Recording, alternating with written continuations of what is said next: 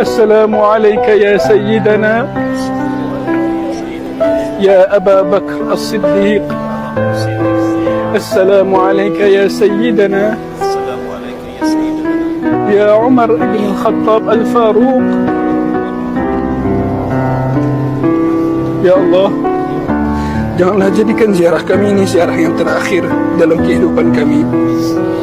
Kurniakanlah kami keizinan dan kesempatan untuk sentiasa mampu berziarah kepada bumi Madinah yang diharamkan oleh Nabi Muhammad sallallahu alaihi wasallam. Suburkan rasa cinta dan rindu kami kepada Rasulullah sallallahu alaihi wasallam.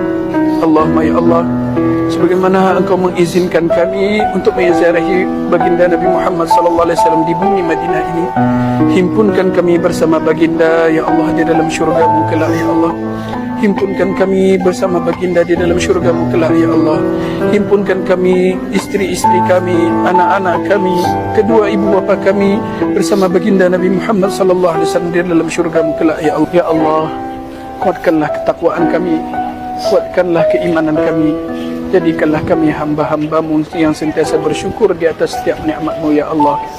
Ya Allah, jadikanlah kami di kalangan umat kekasih-Mu Nabi Muhammad sallallahu alaihi wasallam yang berhak mendapatkan syafaat baginda di akhirat kelak.